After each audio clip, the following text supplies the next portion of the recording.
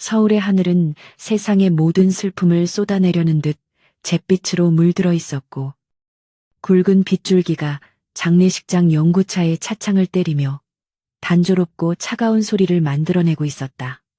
강지수는 유일한 혈육이었던 오빠 강지훈의 영정 사진 앞에 말없이 서 있었다. 빗물에 젖은 긴 검은 머리카락 사이로 드러난 그녀의 눈동자는 깊은 심연처럼 어두웠고 그 어떤 감정도 밖으로 드러내지 않고 있었다. 그녀는 완벽하게 재단된 검은 정장을 입고 있었는데 그 옷은 그녀의 가녀린 체구를 감싸고 있었지만 그 안에는 이국 땅에서 수천 번의 생사를 넘나드는 전투를 통해 단련된 강인한 육체가 숨겨져 있었다. 빈소의 공기는 자신의 심장 박동 소리조차 들릴 만큼 고요했고 은은하게 퍼지는 향냄새와 여름 장마의 눅눅한 습기가 섞여 형언할 수 없는 답답함을 자아냈다. 지수는 영정 사진 속에서 환하게 웃고 있는 강지훈의 얼굴을 뚫어지게 바라보았다. 사진 속 오빠의 미소는 지난 10년 동안 그녀가 국제 지하 세계에서 살아남기 위해 가면처럼 쓰고 다녔던 차가움이나 잔혹함과는 정반대였다.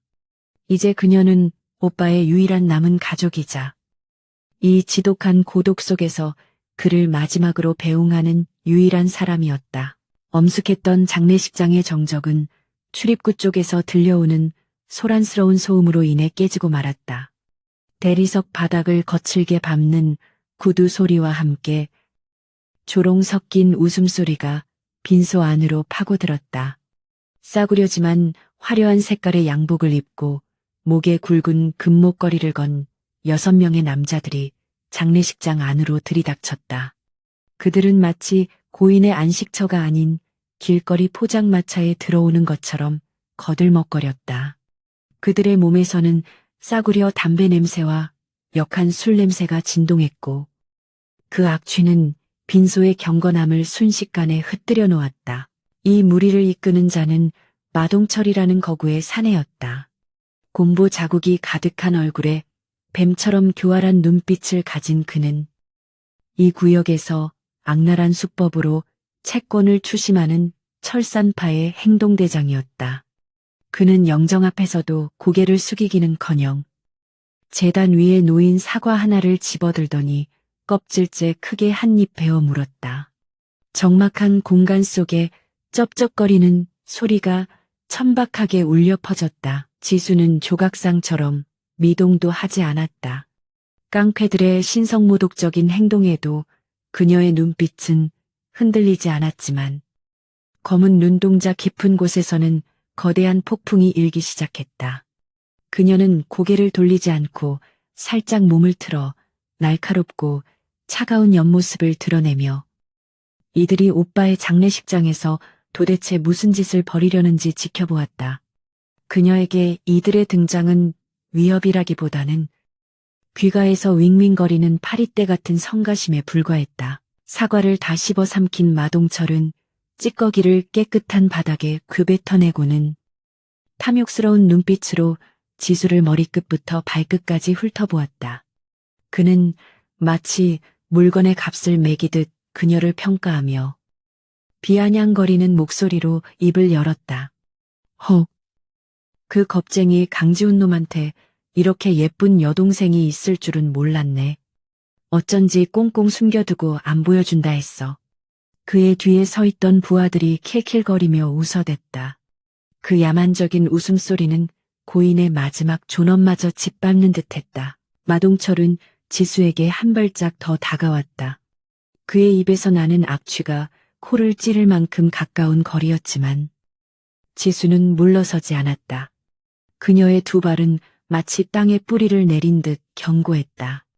마동철은 안주머니에서 구겨진 서류 뭉치를 꺼내 손바닥에 탁탁 치더니 지수 앞에 놓인 작은 테이블 위로 던지듯 뿌렸다.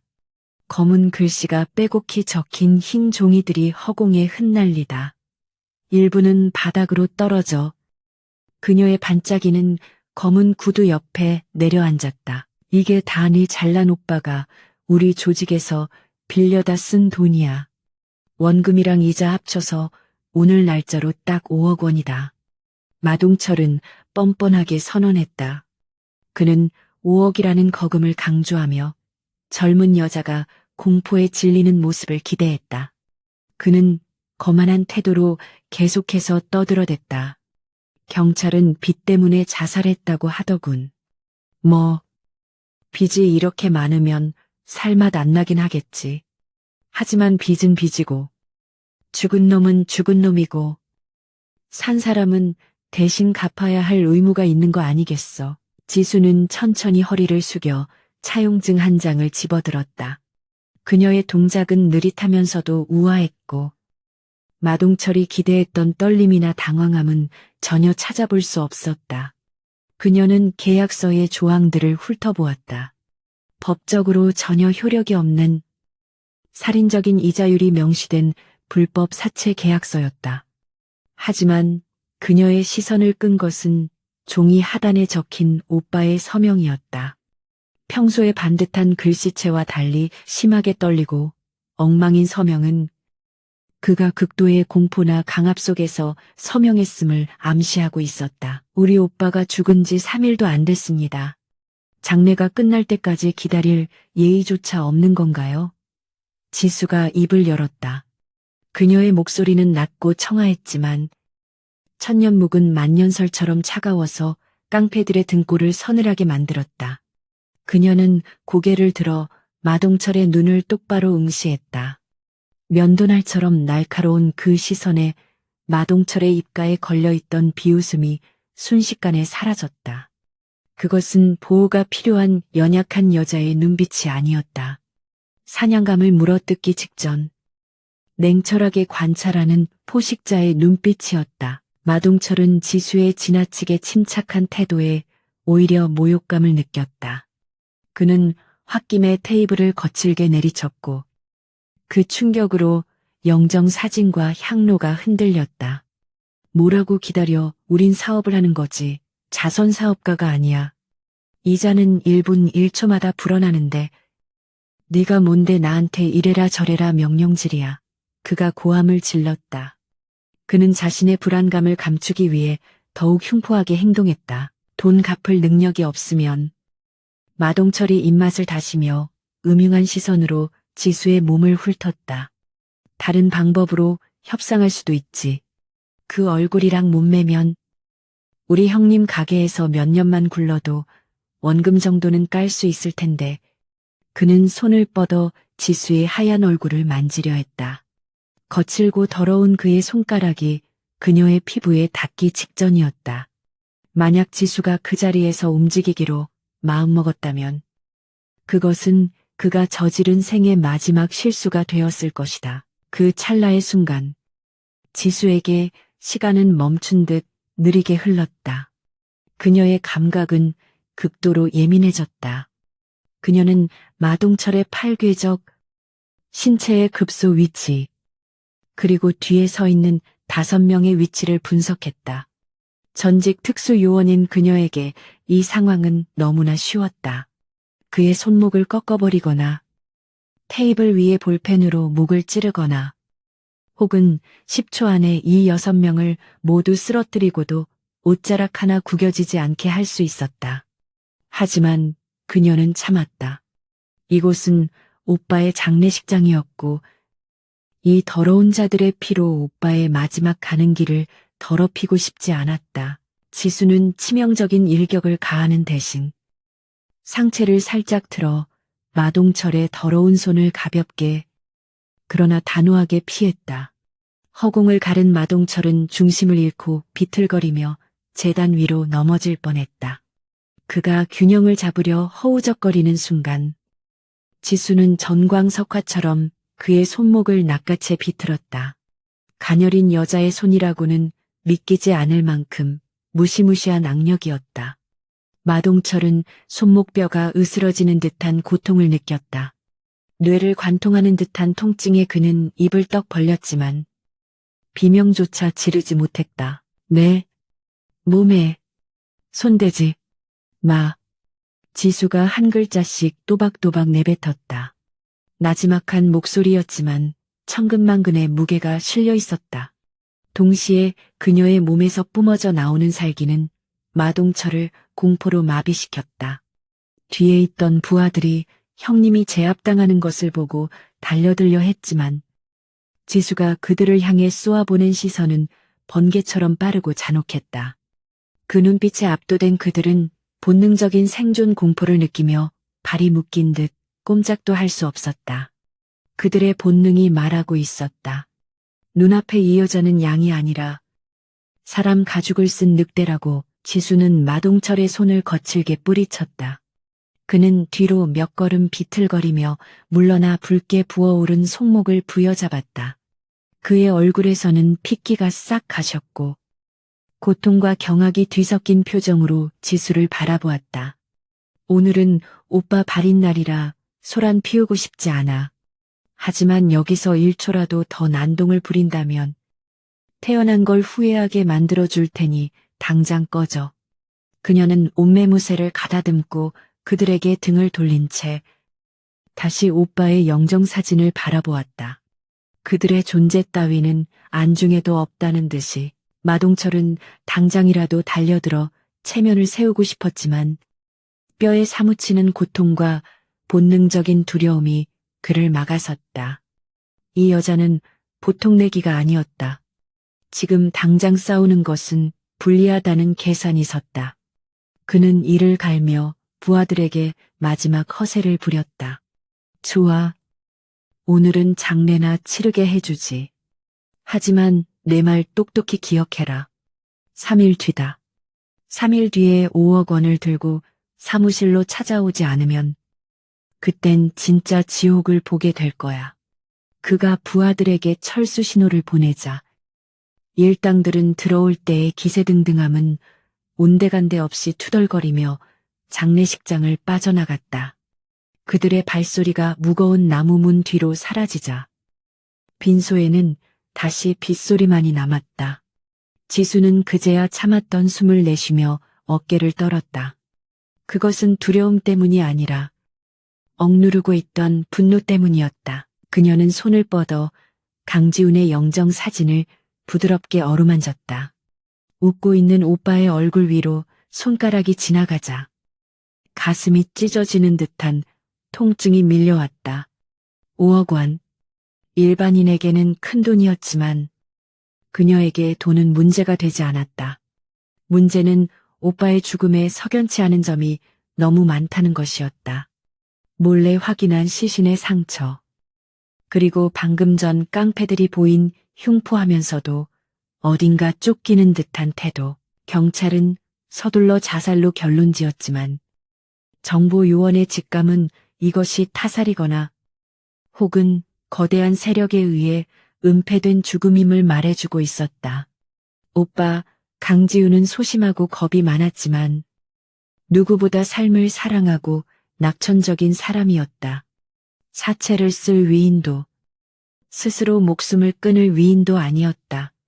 누군가가 그를 벼랑 끝으로 몰아넣었고 지수는 그자가 누구든 서울 바닥 어디에 숨어있든 반드시 찾아낼 것이라고 다짐했다. 지수는 주머니에서 휴대전화를 꺼냈다. 화면 불빛이 그녀의 차가운 얼굴을 비췄다. 그녀는 오랫동안 연락하지 않았던 번호를 눌렀다. 신호음이 몇 번 울리고 연결되자 그녀는 상대방이 말할 틈도 주지 않고 명령조로 말했다. 나야. 철산파에 대한 모든 정보와 간부 명단. 1시간 내로 내 보안 이메일로 보내.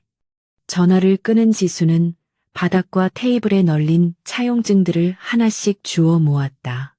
그녀는 그것들을 찢어버리는 대신 곱게 접어 가방에 넣었다.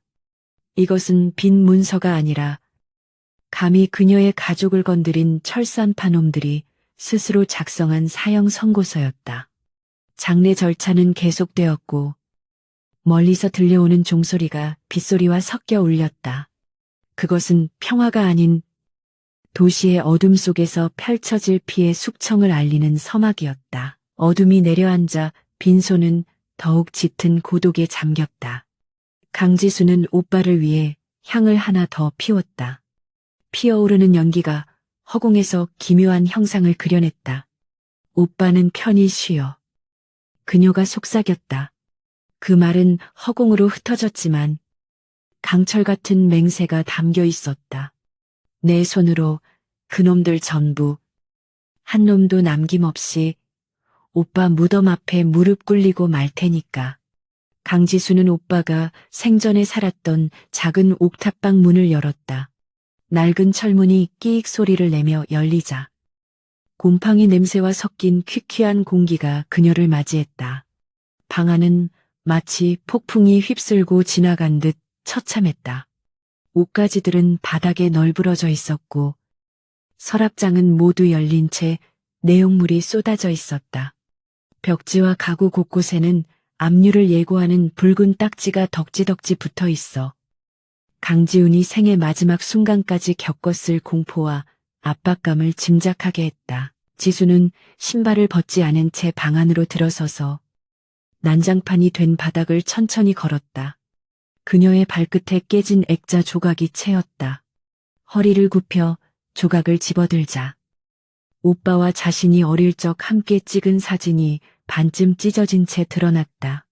사진 속 오빠는 해맑게 웃고 있었지만 현실의 방 안에는 적막과 절망만이 가득했다. 철산파 놈들은 돈이 될 만한 가전제품은 이미 모두 가져가 버렸고 남은 것은 쓰레기 취급을 받은 추억들 뿐이었다. 그녀는 어지러운 침대 한 구석을 치우고 걸터 앉았다. 주머니에서 스마트폰을 꺼내 보안 앱을 실행하자 장례식장에서 요청했던 정보가 도착해 있었다. 화면에는 철산파 조직도 및 사업 현황이라는 제목의 보고서가 떠올랐다. 그녀의 손가락이 빠르게 화면을 스크롤하며 정보를 머릿속에 입력했다. 철산파는 단순한 동네 건달이 아니었다. 그들은 최근 불법 도박 사이트와 마약 유통으로 세력을 급격히 확장하고 있는 기업형 범죄 조직으로 변모하고 있었다. 보고서에 따르면 조직의 우두머리인 장도식은 잔인하고 의심이 많은 성격으로 유명했다. 그는 자신의 이익을 위해서라면 수단과 방법을 가리지 않았으며 경찰 고위층과도 끈이 닿아 있다는 소문이 있었다. 지수의 눈이 차갑게 빛났다. 이런 거대 조직이 왜 평범한 회사원이었던 오빠를 타깃으로 삼았을까? 단순히 5억 원이라는 돈 때문만은 아닐 것이라는 직감이 강하게 들었다. 오빠는 그들이 숨기고 싶어하는 무언가를 건드렸거나 우연히 알게 되었을 가능성이 높았다. 지수는 가방에서 경찰서에서 몰래 복사해온 오빠의 부검 감정서와 현장 사진들을 꺼내 침대 위에 펼쳤다. 경찰의 결론은 약물과다 복용에 의한 자살이었다. 하지만 지수의 전문적인 시각으로 볼 때 이 보고서는 모순투성이었다. 사진 속 오빠의 목에는 희미한 사큰이 남아 있었는데 이는 스스로 목을 맸을 때 생기는 V자 형태가 아니라 누군가 뒤에서 줄로 졸랐을 때 나타나는 수평 형태에 가까웠다. 더욱이 발가락 사이에서 발견된 주사 자국은 오빠가 자의로 약물을 투여한 것이 아니라 강제로 주입당했음을 시사하고 있었다. 방어운이 없다는 점은 그가 이미 의식을 잃은 상태였거나 저항할 수 없을 만큼 압도적인 힘에 제압당했음을 의미했다. 지수는 주먹을 꽉 쥐었다. 이것은 명백한 타살이었다. 경찰이 이를 자살로 덮었다는 것은 철산파의 영향력이 공권력 깊숙한 곳까지 미치고 있다는 증거였다. 단순히 빚을 받아내려는 게 아니었어. 입을 막으려던 거야. 지수는 나지막이 중얼거렸다. 진실을 파헤치기 위해서는 그들의 소굴로 직접 들어가야 했다. 하지만 지금 당장 유령으로서의 모습을 드러낼 수는 없었다. 그들이 오빠에게 무엇을 원했는지, 그리고 그 배후에 누가 있는지 알아내기 위해서는 그들이 방심하게 만들어야 했다. 사냥꾼이 덫을 놓기 위해 몸을 숨기듯 그녀도 위장이 필요했다. 지수는 입고 있던 고급스러운 검은 정장을 벗어던졌다. 대신 옷장 구석에 처박혀 있던 오빠의 낡고 헐렁한 회색 카디건을 걸쳤다. 화장기 없는 창백한 얼굴에 검은 뿔테 안경을 쓰자 날카롭던 인상은 온데간데 없이 사라지고 슬픔에 잠긴 병약하고 순진한 여동생의 모습만이 남았다. 그녀는 머리카락을 느슨하게 묶어 목덜미를 덮고 어깨를 구부정하게 하여 왜소해 보이도록 만들었다. 하지만 그 허름한 옷차림 속에는 치명적인 무기가 숨겨져 있었다. 그녀는 발목 안쪽에 탐지기에 걸리지 않는 특수 세라믹 단검을 고정하고 소매 안쪽에는 초소형 녹음기와 위치 추적기를 부착했다. 거울 속에 비친 자신의 모습을 마지막으로 점검하며 지수는 표정을 지웠다. 이제 그녀는 전직 특수요원 강지수가 아니라 빚더미에 앉아 공포에 떨고 있는 피해자 강지수였다. 그녀는 심호흡을 한 번 하고 어둠이 깔린 거리로 나섰다. 목적지는 철산파가 운영하는 대부업체 해피론 사무실이었다. 유흥가 뒷골목 깊숙한 곳에 위치한 그곳은 네온사인 불빛이 어지럽게 번쩍이고 있었다. 입구에는 덩치 큰 사내들이 지키고 서서 지나가는 사람들을 위협적으로 훑어보고 있었다. 지수는 일부러 걸음을 머뭇거리며 겁에 질린 연기를 시작했다. 그녀가 입구에 다가가자 문지기 중 한 명이 킬킬거리며 길을 막아섰다. 어이, 아가씨, 여기는 돈 빌리러 오는 곳이지 놀러 오는 곳이 아닌데 아니면 혹시 몸으로 때우러 왔나? 사내의 저질스러운 농담에 지수는 고개를 푹 숙이고 몸을 떨었다. 그녀는 기어들어가는 목소리로 대답했다. 저 마동철 팀장님을 뵈쓰러 왔는데요. 오빠 빚 때문에 상의 드릴 게 있어서요. 그녀의 목소리는 금방이라도 울음을 터뜨릴 듯 가늘게 떨렸다. 사내는 그녀의 초라한 행색과 겁먹은 태도를 보고는 경계심을 풀었다. 아, 그 자살한 놈 여동생인가 보. 네 팀장님, 지금 안에 계시니까 들어가 봐.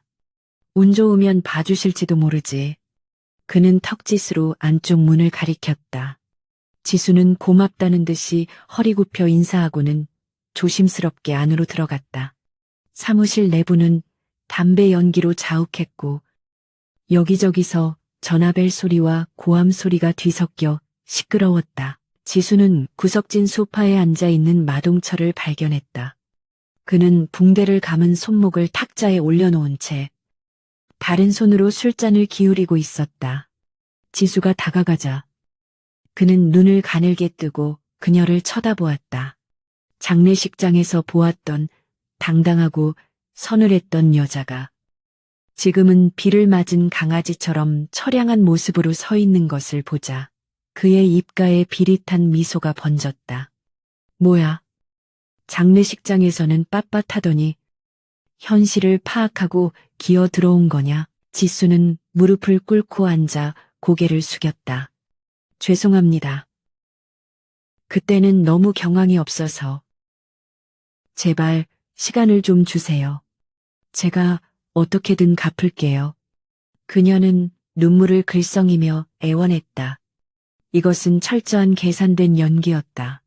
상대방의 우월감을 자극하여 그들의 입을 열게 만드는 고전적인 신문 기법의 응용이었다. 마동철은 그녀의 굴복하는 모습에 만족한 듯 껄껄 웃으며 몸을 뒤로 젖혔다. 시간은 돈이야. 이년아, 네 오빠도 시간을 너무 끌다가 그렇게 된 거라고. 마동철이 비아냥거렸다. 지수는 그 말꼬리를 놓치지 않고 조심스럽게 물었다. 오빠가 정말 빚 때문에 그런 건가요? 오빠는 그럴 사람이 아닌데. 혹시 다른 이유가 있었던 건 아닌가요? 그녀의 질문에 마동철의 눈빛이 순간적으로 흔들렸다. 그는 주위를 살피더니 목소리를 낮췄다. 이게 진짜 뭣도 모르고 떠드네. 네 오빠가 건드리지 말아야 할 장부를 훔쳐봤단 말이다. 주제도 모르고 정의의 사도 흉내를 내려고 하니까 탈이 난 거지. 마동철은 술기운에 취해 생각보다 쉽게 중요한 정보를 흘렸다. 장부. 그것이 핵심이었다. 오빠는 철산파의 이중장부나 비리 내역을 발견했고 그것을 고발하려다 살해당한 것이 분명했다. 지수는 속으로 쾌재를 불렀지만 겉으로는 여전히 공포에 질린 표정을 유지했다. 장부라니요. 저는 아무것도 몰라요. 제발 살려주세요. 그녀는 더 많은 정보를 얻어내기 위해 짐짓 모르는 척하며 되물었다. 하지만 마동철은 더 이상 말하는 것이 위험하다고 느꼈는지 아니면 그저 귀찮아졌는지 손을 휘저었다. 몰라도 돼.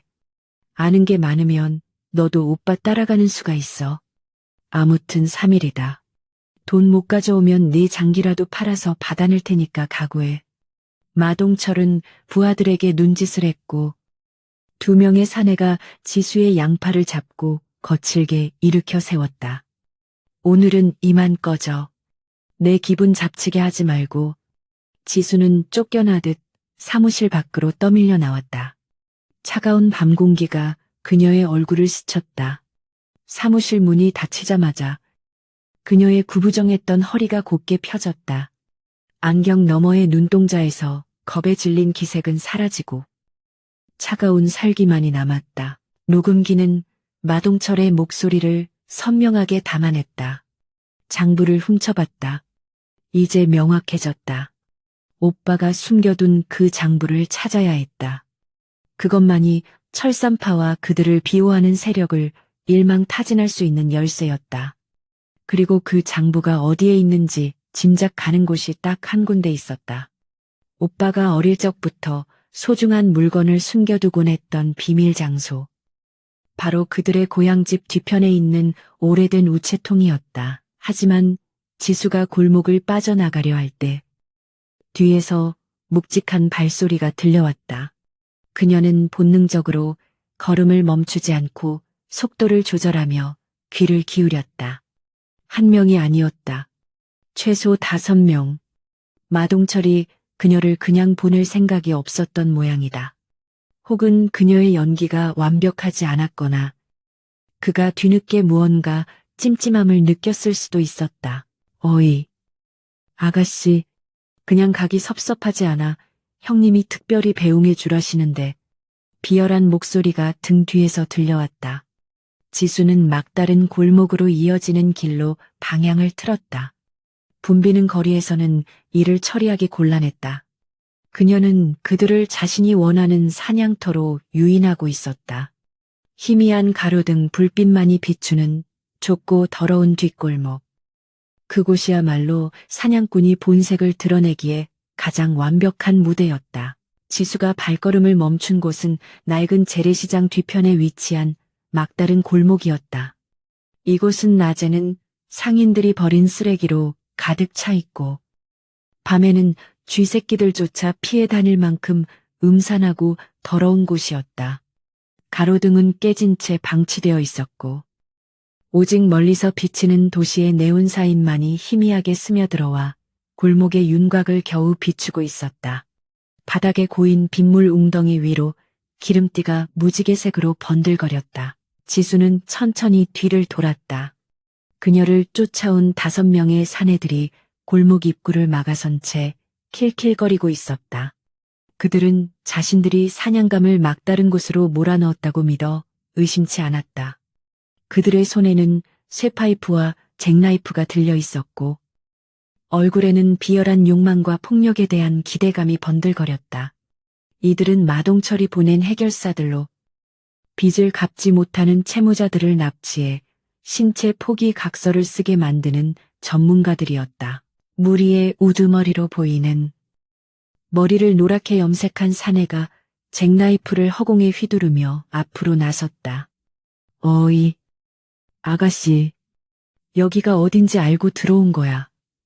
제 발로 지옥 입구까지 걸어오다니 용기가 가상하네. 그는 혀로 입술을 핥으며 지수를 위아래로 훑어보았다. 형님이 그냥 보내주라고 했지만 우리는 아가씨랑 좀 더 깊은 대화를 나누고 싶거든. 몸으로 하는 대화 말이야. 지수는 대답 대신 쓰고 있던 검은 뿔테 안경을 천천히 벗어 주머니에 넣었다.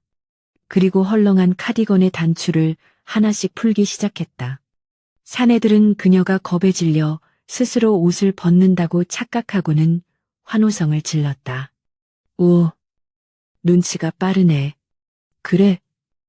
순순히 협조하면 아프게는 안 할게. 우리도 예쁜 얼굴 망가뜨리는 건 질색이거든. 노랑머리가 음흉한 미소를 지으며 한 발짝 더 다가왔다. 하지만 카디건이 바닥으로 떨어졌을 때 사내들의 환호성은 목구멍에서 턱 막히고 말았다. 헐렁한 옷 속에 감춰져 있던 지수의 몸은 그들이 상상했던 연약한 여자의 몸이 아니었다. 몸에 딱 붙는 검은색 전술 셔츠 위로 드러난 그녀의 팔근육은 실전으로 단련되어 탄탄했고 서늘한 밤 공기 속에서도 팽팽한 긴장감을 유지하고 있었다. 무엇보다 그녀의 눈빛이 변해 있었다. 조금 전까지 사무실에서 눈물을 흘리며 애원하던 그 순진한 여동생은 온데간데 없었다. 지금 그들 앞에 서 있는 것은 감정이 거세된 살인 기계, 혹은 어둠 속에서 오랫동안 숨죽여온 맹수였다. 지수는 손목을 가볍게 풀며 목을 좌우로 꺾었다. 뚜둑 하는 뼈 소리가 적막한 골목길에 섬뜩하게 울려 퍼졌다. 그녀의 입가에는 아주 미세하지만 잔혹한 미소가 걸려 있었다. 조용한 곳을 찾고 있었어. 지수의 목소리는 낮았지만 빗소리를 뚫고 사내들의 고막에 선명하게 박혔다. 너희 같은 쓰레기들을 치우기에 여기만큼 적당한 곳이 없거든. 비명소리가 밖으로 새어나가지도 않을 테고 피가 튀어도 빗물이 금방 씻겨 내려갈 테니까. 그녀는 마치 오늘 저녁 메뉴를 고르듯 태연하게 그들의 운명을 이야기했다. 노랑머리는 본능적으로 뒷걸음질 쳤지만 곧 자존심이 상한 듯 얼굴을 일그러뜨렸다. 인연이 미쳤나야. 잡아 반쯤 죽여서라도 끌고 가. 그의 명령에 따라 좌우에 있던 두 명의 사내가 쇠파이프를 높이 쳐들고 지수에게 달려들었다. 그들은 덩치만 믿고 무작정 힘으로 밀어붙이는 전형적인 길거리 싸움꾼들이었다. 지수의 눈에 그들의 움직임은 슬로모션처럼 느리게 보였다. 첫 번째 사내가 쇠파이프를 지수의 머리를 향해 내리꽂았다. 지수는 최소한의 움직임으로 상체를 살짝 들어 공격을 피했다. 쇠파이프가 허공을 가르며 윙 소리를 냈다. 그와 동시에 지수의 주먹이 사내의 명치에 꽂혔다. 퍽 하는 둔탁한 타격음과 함께 사내의 눈이 뒤집어지며 입에서 거품이 터져 나왔다. 그는 비명도 지르지 못한 채 바닥에 고꾸라졌다. 두 번째 사내가 당황하여 멈칫하는 사이 지수는 쓰러지는 사내의 팔을 밟고 도약하여 공중에서 몸을 회전시켰다. 그녀의 단단한 발 뒤꿈치가 두 번째 사내의 턱을 정확하게 가격했다. 턱뼈가 부서지는 소름 끼치는 소리와 함께 사내는 뒤로 붕 떠서 쓰레기 더미 위로 처박혔다. 단 3초. 두 명의 건장한 남자가 무력화되는 데 걸린 시간이었다. 남은 3명의 사내들은 얼어붙었다. 그들은 지금 자신들의 눈앞에서 벌어진 일을 이해할 수 없었다. 영화에서나 보던 장면이 현실에서, 그것도 가녀린 여자에 의해 벌어지고 있었다. 공포가 그들의 발목을 잡았지만 도망치기에는 이미 늦었다는 것을 직감했다. 노랑머리는 떨리는 손으로 잭나이프를 고쳐주며 고래고래 소리를 질렀다. 뭐해? 이 병신들아 다 같이 덤벼. 전혀는 혼자야. 지수는 그들의 공포를 즐기듯 천천히 걸어갔다. 빗방울이 그녀의 얼굴을 타고 흘러내렸지만 그녀는 눈 한 번 깜빡이지 않았다. 그래. 다 같이 덤벼. 한 명씩 상대하기엔 내 시간이 너무 아까우니까. 그녀의 도발에 이성을 잃은 나머지 2명의 사내가 칼을 꺼내 들고 동시에 달려들었다. 그들은 죽일 작정으로 지수의 복부와 목을 노렸다. 지수는 뒤로 한 걸음 물러나며 첫 번째 칼날을 피하고 뻗어온 사내의 팔목을 낚아채 반대 방향으로 꺾어버렸다. 우두둑 소리와 함께 팔이 기형적으로 꺾이자 사내는 고통에 찬 비명을 질렀다. 지수는 그를 놓아주지 않고 인간 방패로 삼아 뒤이어 찌르고 들어오는 다른 사내의 칼을 막아냈다. 동료의 어깨에 칼을 박은 사내는 경악하며 칼을 빼려 했지만 이미 늦었다. 지수는 부상당한 사내를 밀쳐내고 칼을 든 사내의 정강이를 걷어찼다. 뼈가 부러지며 사내가 무릎을 꿇자 그녀는 망설임 없이 그의 후두부를 팔꿈치로 가격했다. 사내는 의식을 잃고 바닥에 쓰러졌다. 이제 골목에는 빗소리와 쓰러진 자들의 신음소리, 그리고 노랑머리에 거친 숨소리만이 남았다. 그는 공포에 질려 뒷걸음질 치다가 젖은 바닥에 미끄러져 엉덩방아를 또 섰다. 오지마 오지 말라고 노랑머리는 바닥을 기으며 필사적으로 도망치려 했다. 하지만 막다른 골목이었다. 지수는 천천히 그에게 다가가 그의 눈높이에 맞춰 쭈그리고 앉았다. 그녀의 그림자가 그를 완전히 덮어버렸다. 아까 나누고 싶다던 대화. 이제 시작해볼까? 몸으로 하는 대화 말이야. 지수는 차갑게 웃으며 그의 멱살을 잡고 일으켜 세웠다. 그녀는 그를 벽으로 거칠게 밀어붙였다. 쾅하는 소리와 함께 벽돌 가루가 떨어져 내렸다. 지수는 그의 목에 팔뚝을 대고 숨이 막힐 정도로 압박했다. 너희 보스, 장도식에게 전해 강지훈의 동생이 돌아왔다고. 그리고 그가 훔쳐본 장부뿐만 아니라 그 장부에 적힌 모든 죗값을 치르게 해주겠다고. 그녀의 눈동자는 지옥에서 돌아온 앞귀처럼 붉게 충혈되어 있었다. 노랑머리는 숨을 헐떡이며 고개를 끄덕였다. 공포로 인해 눈물과 콧물이 범벅이 되어 있었다. 아, 알겠어. 전할게. 제발 살려만 줘. 그는 오줌을 지리며 애원했다. 지수는 그의 비굴한 모습에 역겨움을 느꼈다. 이런 쓰레기들이 오빠를 괴롭히고 죽음으로 몰고 갔다는 사실이 더욱 분노를 치밀게 했다. 그리고 하나 더. 지수는 압박을 조금 풀며 그의 귀에 속삭였다. 마동철에게도 전해. 3일 뒤가 아니라 오늘 밤부터 시작이라고. 내가 그를 찾아갈 테니 목 닫고 기다리고 있으라고. 그녀는 말을 마치자마자 주먹으로 그의 복부를 강타했다. 억하는 소리와 함께 그는 바닥으로 쓰러져 구토를 시작했다. 지수는 쓰러진 사내들을 한번 훑어보았다. 그들은 더 이상 위협이 되지 못했다. 그녀는 바닥에 떨어진 카디건을 주워 먼지를 털고 다시 걸쳤다. 그리고 주머니에서 안경을 꺼냈었다. 순식간에 그녀는 다시 평범한, 조금 지쳐 보이는 여성으로 돌아왔다. 하지만 그 골목에 남겨진 참상은 그녀가 결코 평범하지 않음을 증명하고 있었다. 그녀는 빗속으로 걸어 나갔다. 등 뒤에서 들려오는 신음소리는 그녀에게 아무런 감흥도 주지 못했다. 이것은 시작에 불과했다. 그녀는 오늘 밤 단순히 메시지만 전한 것이 아니었다. 그녀는 전쟁을 선포한 것이다. 이제 철산파는 자신들이 건드린 존재가 사냥감이 아니라 자신들을 파멸시킬 재앙이라는 사실을 깨닫게 될 것이다. 지수는 골목을 빠져나와 큰 길로 들어섰다. 지나가는 사람들은 우산을 쓴 채 바쁘게 걸음을 재촉할 뿐 흠뻑 젖은 채 걸어가는 그녀에게 아무도 관심을 두지 않았다. 그녀는 편의점 유리창에 비친 자신의 모습을 보았다. 빗물에 젖은 머리카락이 얼굴에 달라붙어 있었지만 그 눈빛만은 형형하게 빛나고 있었다. 그녀는 오빠의 집 쪽이 아닌 마동철의 정보가 담긴 태블릿 PC가 숨겨져 있는 지하철 보관함으로 향했다. 그녀의 머릿속에서는 이미 다음 작전이 그려지고 있었다. 마동철과 장도식, 그리고 그들의 배후 세력, 그들을 하나씩 무너뜨리기 위해서는 더 정교하고 파괴적인 계획이 필요했다. 오늘 밤의 싸움으로 놈들은 경계심을 높이겠지만 동시에 두려움도 느끼게 될 것이다. 공포는 의심을 낳고 의심은 조직 내부의 균열을 만든다.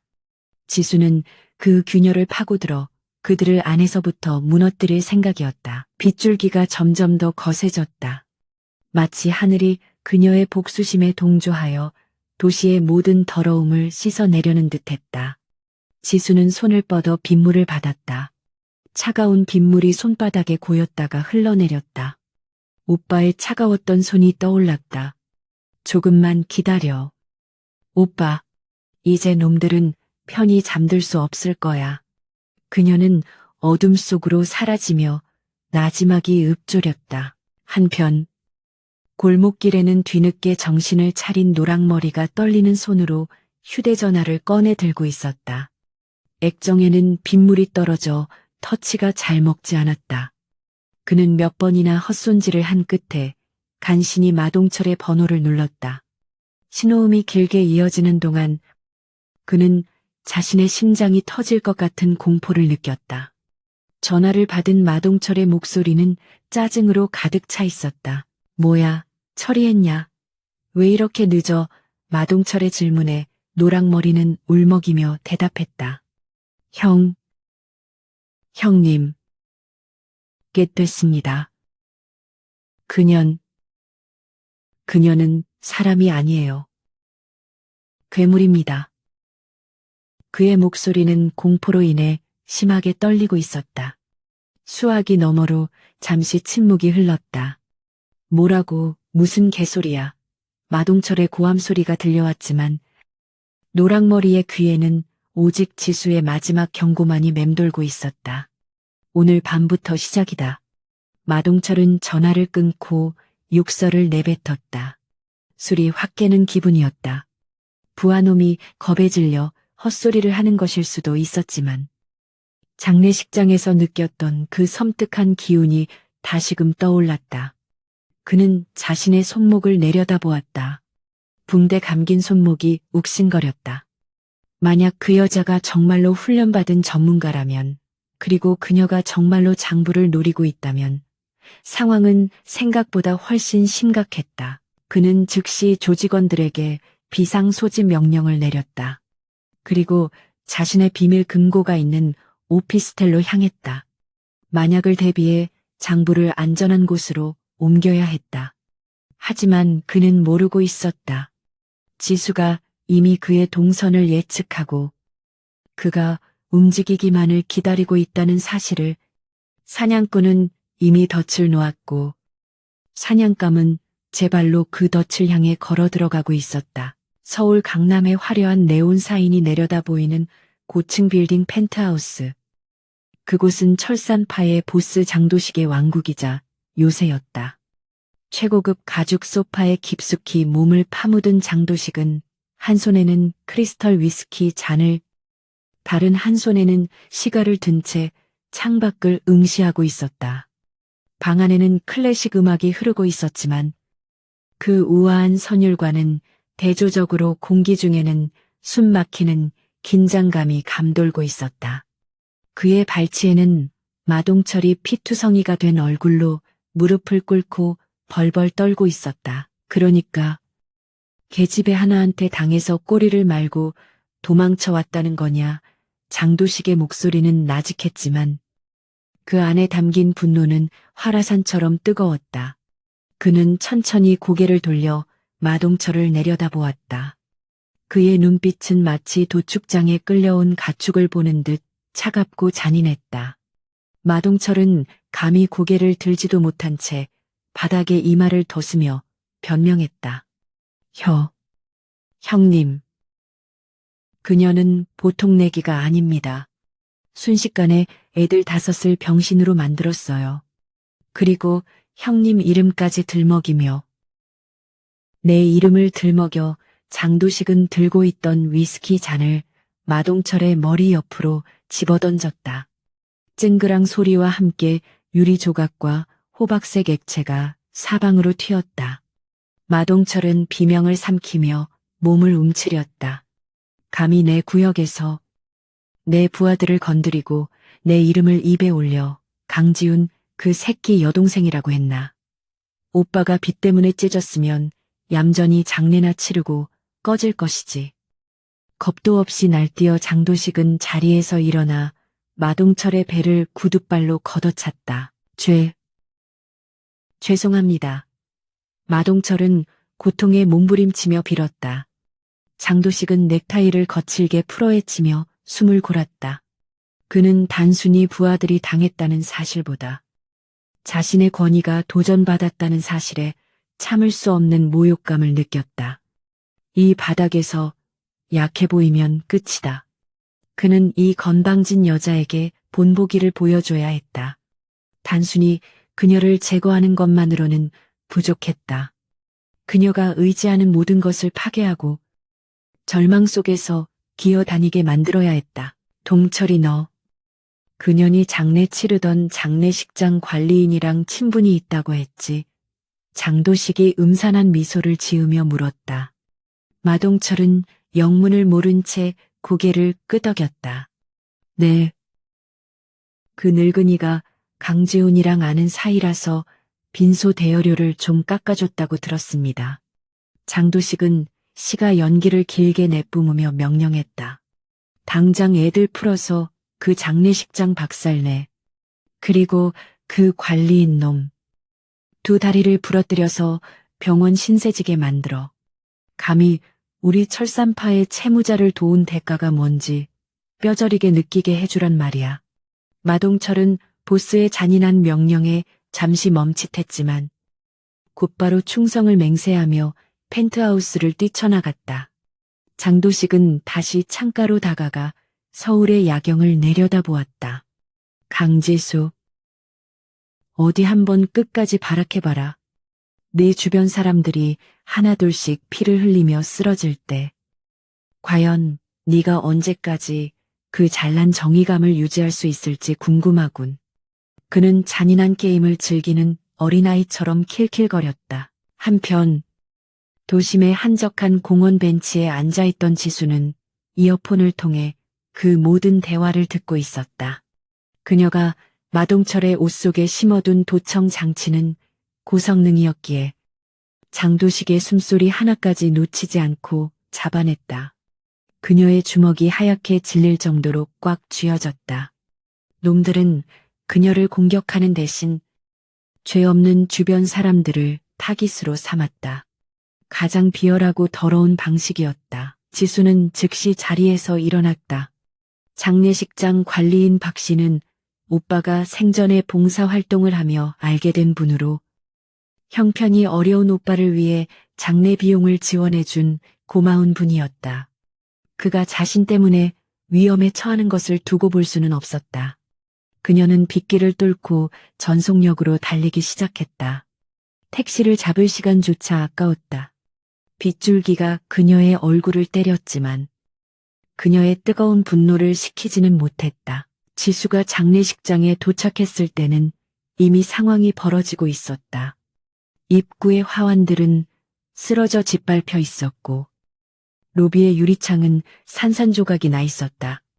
안에서는 둔탁한 타격음과 비명소리가 들려왔다. 지수는 숨을 죽이고 깨진 유리창 틈으로 안을 살폈다. 10명 남짓한 덩치들이 야구 방망이를 휘두르며 집기를 부수고 있었고 구석에는 박 씨가 피투성이가 된 채 쓰러져 있었다. 이 영감탱이가 남의 돈 떼먹은 놈 편을 들어 한 깡패가 박 씨의 멱살을 잡고 흔들었다. 박 씨는 고통스러운 신음만 흘릴 뿐 반항조차 하지 못했다. 지수의 눈에서 이성이 끊어지는 소리가 들렸다. 그녀는 더 이상 그림자 속에 숨어 있을 수 없었다. 그녀는 입구에 있던 소화기를 집어들고 로비 안으로 걸어 들어갔다. 그 손 놓지 않으면 그 팔을 영원히 못 쓰게 만들어주지. 그녀의 차가운 일갈에 깡패들의 시선이 일제히 쏠렸다. 놈들은 비웃으며 그녀를 향해 다가왔다. 뭐야? 이년은 오빠 따라가고 싶어서 환장했나? 선두에 있던 놈이 방망이를 휘두르며 달려들었다. 지수는 침착하게 소화기 안전핀을 뽑고 놈의 얼굴을 향해 분사했다. 하얀 분말이 시야를 가리는 순간 그녀는 소화기 몸통으로 놈의 턱을 올려쳤다. 퍽 소리와 함께 놈은 뒤로 나자빠졌다. 시야가 확보되자 지수는 늑대처럼 파고들었다. 그녀의 움직임은 군더더기 없이 깔끔하고 치명적이었다. 달려드는 놈의 팔을 꺾어 방망이를 뺏어들고 그 반동으로 옆에 있던 놈의 무릎을 가격했다. 그녀는 단순히 상대를 제압하는 것이 아니라 다시는 일어설 수 없도록 철저하게 부셨다. 그녀의 분노가 실린 공격은 뼈를 부러뜨리고 근육을 파열시켰다. 순식간에 대여섯 명의 깡패가 바닥을 구르며 비명을 질렀다. 남은 놈들은 겁에 질려 뒷걸음질 쳤다. 괴물이다. 누군가 소리쳤다. 지수는 피 묻은 방망이를 바닥에 던지고 박 씨에게 다가갔다.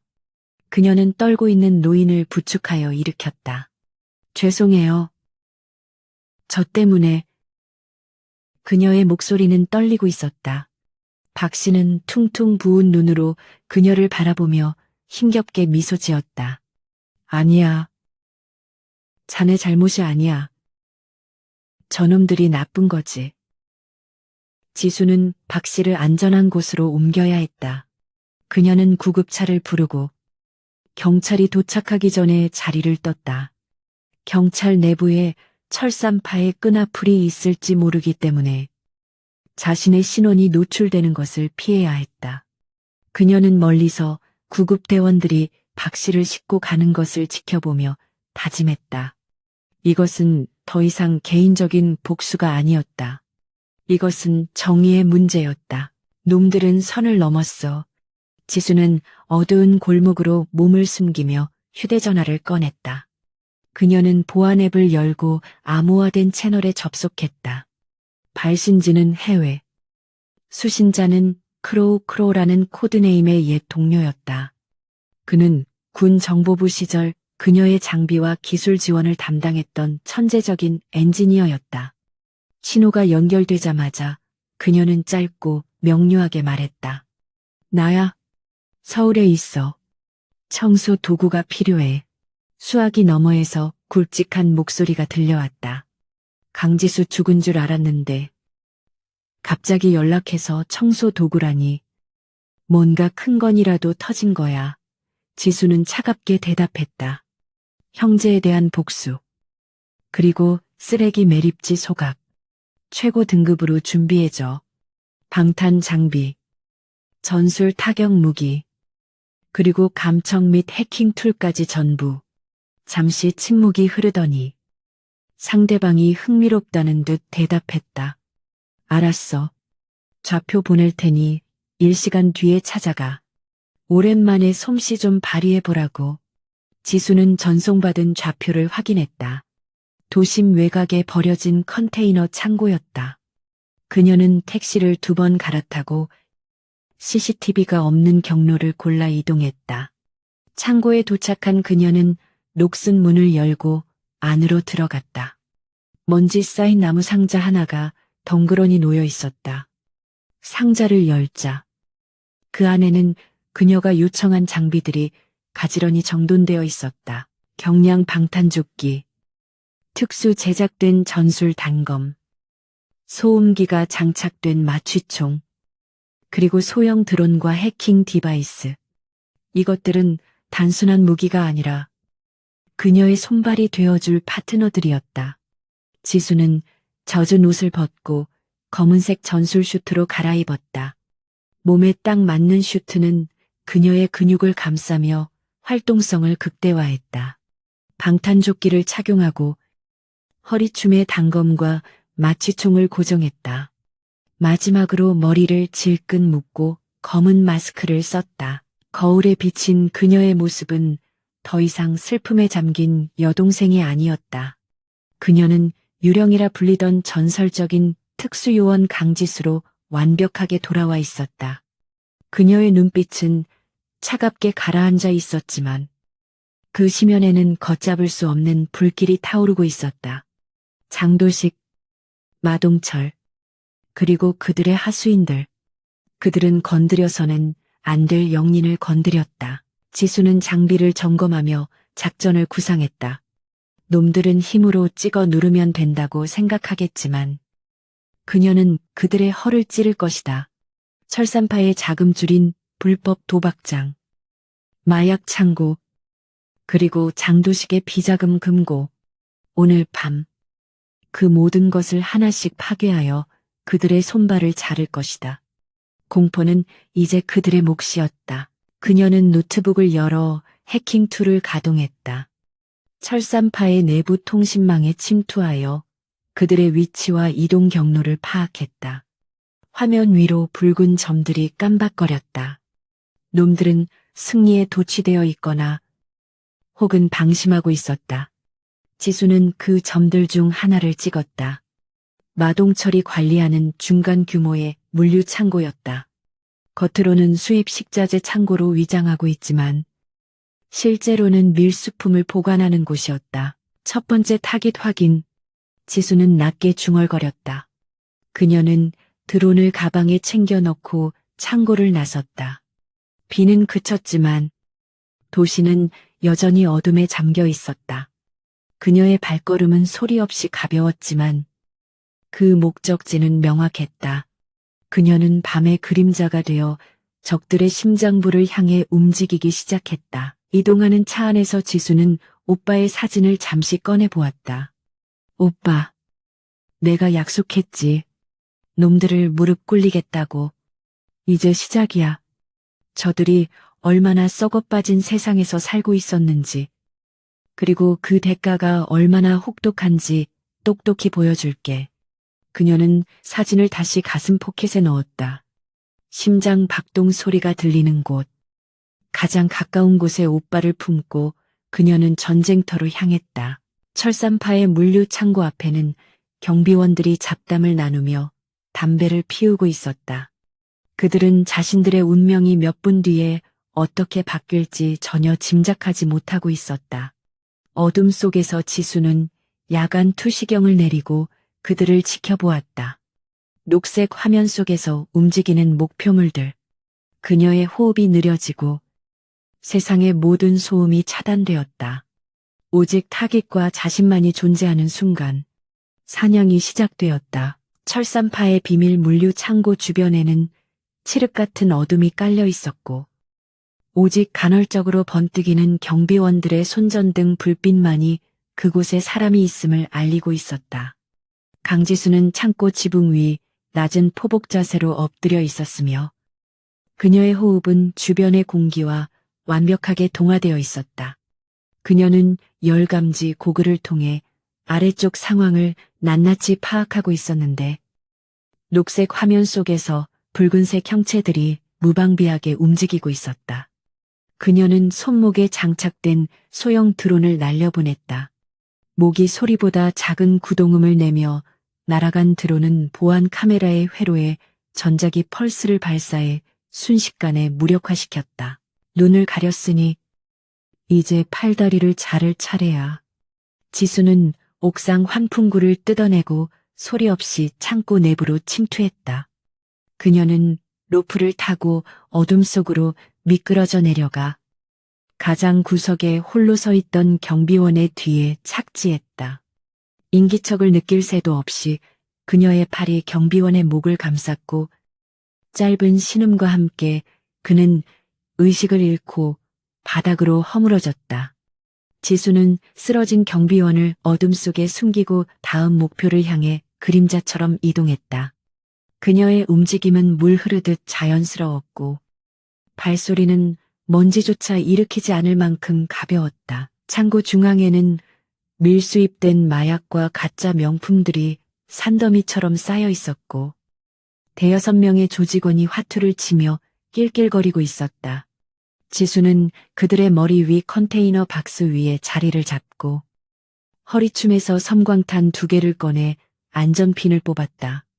은색 구체가 바닥으로 떨어지며 챙그랑 소리를 내자 조직원들의 시선이 일제히 그곳으로 쏠렸다. 그 순간 강렬한 백색 섬광과 함께 귀를 찢는 듯한 폭음이 창고 안을 가득 채웠다. 아악 내 눈 비명소리가 터져나오며 조직원들은 눈을 감싸 쥐고 바닥을 굴렀다. 지수는 그 틈을 놓치지 않고 바닥으로 뛰어내렸다. 그녀는 혼란에 빠진 적들 사이를 누비며 정확하고 치명적인 타격을 가했다. 곤봉으로 무릎 관절을 가격하고 명치를 찌르고 턱을 올려치는 그녀의 동작은 춤을 추듯 우아하면서도 잔혹했다. 시야를 잃고 허우적거리는 놈들은 그녀의 옷자락조차 스치지 못했다. 단 1분도 지나지 않아 창고 안의 모든 조직원은 고통 속에 쓰러져 신음하고 있었다. 지수는 쓰러진 자들을 뒤로하고 창고 한쪽에 쌓여있는 마약 상자들 앞으로 다가갔다. 그녀는 준비해온 휘발유통을 열어 상자 위로 콸콸 쏟아부었다. 매캐한 기름 냄새가 진동했다. 그녀는 주머니에서 지포라이터를 꺼내 불을 붙인 뒤 무심하게 기름 웅덩이 위로 던졌다. 붉은 화염이 순식간에 치솟아 오르며 죄악의 증거들을 집어삼켰다. 화재 경보기가 요란하게 울리기 시작했지만 그녀는 이미 그림자 속으로 사라진 뒤였다. 같은 시각 강남 유흥가 지하에 위치한 철산파의 최대 자금줄인 불법 카지노 골드 팰리스. 화려한 조명 아래서 수많은 사람이 욕망에 젖어 도박을 즐기고 있었다. 입구는 덩치 큰 기도들이 철통같이 지키고 있었지만 웨이터 복장으로 위장하고 뒷문으로 들어온 지수에게는 무용지물이었다. 그녀는 메인 전원 차단기가 있는 통제실로 잠입했다. 당직을 서던 직원이 그녀를 발견하고 소리치려 했지만 지수의 전기 충격기가 그의 목덜미에 닿는 것이 더 빨랐다. 지수는 통제실의 모니터를 통해 카지노 내부를 훑어보았다. VIP 룸에서 거만하게 앉아 돈을 세고 있는 중간 보스의 모습이 보였다. 그녀는 차가운 미소를 지으며 메인 전원 레버를 내렸다. 팟! 하는 소리와 함께 카지노의 모든 조명이 꺼지고 암흑천지가 되었다. 슬롯머신의 요란한 소음도 멈추고 사람들의 당황한 웅성거림만이 공간을 채웠다.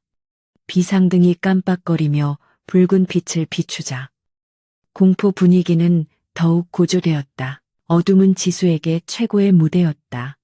그녀는 야간 투시경을 착용하고 혼란에 빠진 카지노 홀을 가로질러 VIP 룸으로 향했다. 앞을 막아서는 기도들은 어둠 속에서 날아오는 보이지 않는 주먹과 발차기에 속수무책으로 당했다. 그들은 누가 때리는지 어디서 공격이 오는지조차 파악하지 못한 채 허공에 주먹을 휘두르다 쓰러져 갔다. 지수는 마치 유령처럼 그들 사이를 빠져나가며 공포를 심어주었다. VIP룸의 문을 박차고 들어간 지수는 휴대전화 불빛에 의지해 권총을 꺼내 들고 있는 중간 보스를 발견했다. 그는 떨리는 손으로 문 쪽을 겨누고 있었다. 누구냐 썩 나오지 못해 그의 외침은 공허한 메아리로 돌아올 뿐이었다. 지수는 소리 없이 다가가 그의 손목을 쳐서 권총을 떨어뜨리게 한 뒤 그의 멱살을 잡고 테이블 위로 내동댕이 쳤다. 칩과 현금 뭉치가 바닥으로 쏟아졌다. 장도식에게 전해 이건 이자의 일부일 뿐이라고. 지수의 낮고 서늘한 목소리가 그의 귓가에 속삭였다. 그녀는 테이블 위에 있던 양주병을 깨서 날카로운 유리 조각을 그의 목에 들이댔다. 그리고 내 놈들이 앗아간 목숨의 무게를 이제부터 뼈저리게 느끼게 될 거라고. 보스는 공포에 질려 고개를 끄덕이며 오줌을 지렸다. 지수는 그를 기절시키고 금고에 있던 현금 다발을 챙겨 가방에 넣었다. 이 돈은 나중에 피해자들을 위해 쓰일 것이다. 지수가 카지노를 빠져나오자 뒤늦게 출동한 경찰차의 사이렌 소리가 들려왔다. 그녀는 혼란스러운 인파 속에 섞여 유유히 현장을 벗어났다. 하룻밤 사이에 철산파의 주요 거점 2곳이 괴멸되었다. 이것은 단순한 습격이 아니라 조직의 뿌리를 흔드는 치명적인 타격이었다. 그녀는 근처 건물의 옥상으로 올라가 불타오르는 물류 창고와 아수라장이 된 카지노 입구를 내려다보았다. 밤바람이 그녀의 땀식은 이마를 스치고 지나갔다. 한편 장도식의 펜트하우스는 초상집 분위기였다. 쉴 새 없이 울리는 전화벨 소리가 그의 신경을 긁어대고 있었다. 뭐라고 물류 창고가 전소됐다고 안에 있던 물건들은 장도식은 수화기에 대고 고래고래 고함을 질렀다. 카지노는 또 왜 개판이 된 거야? 전기가 나가 보안팀은 뭐하고 있었어? 그는 전화를 바닥에 집어 던져 박살냈다. 그의 얼굴은 분노로 붉게 달아올라 터질 것만 같았다. 마동철은 구석에서 숨조차 제대로 쉬지 못하고 있었다. 보고 들어오는 내용들은 하나같이 충격적이었다. 침입자는 단 한 명으로 추정되며 CCTV에는 흔적조차 남기지 않았다는 것. 그리고 현장에 있던 조직원들이 하나같이 손도 못 써보고 당했다는 것이었다. 이것은 일반적인 깡패들의 싸움 방식이 아니었다. 군사작전을 방불케 하는 정밀하고 파괴적인 공격이었다. 마동철은 낮에 골목길에서 느꼈던 공포가 되살아나 등골이 오싹해졌다. 한 명이라고 계집애 혼자서 이 모든 걸 저질렀다는 게 말이 돼. 장도식은 믿을 수 없다는 듯 소리쳤다. 그는 테이블 위의 술병들을 모조리 쓸어버렸다. 그년 정체가 뭐야? 강지훈 동생이라며 그냥 평범한 회사원 동생이 어떻게 특수부대원처럼 날아다니냐고. 장도식의 오만했던 자존심은 산산조각이 났고 그 자리를 알 수 없는 두려움이 채우기 시작했다. 그는 자신이 건드려서는 안 될 상대를 건드렸다는 것을 직감했다. 장도식은 떨리는 손으로 시가를 입에 물었지만 라이터를 켜지 못해 몇 번이나 헛손질을 했다. 동철이 당장 전 조직원 소집해 내 주변 경호 인력 3배로 늘리고 그리고 경찰서장한테 연락해서 그년 수배령 때리라고 해. 무슨 수를 써서라도 잡아 죽여야 해. 그의 목소리에는 이제 다급함과 공포가 섞여 있었다.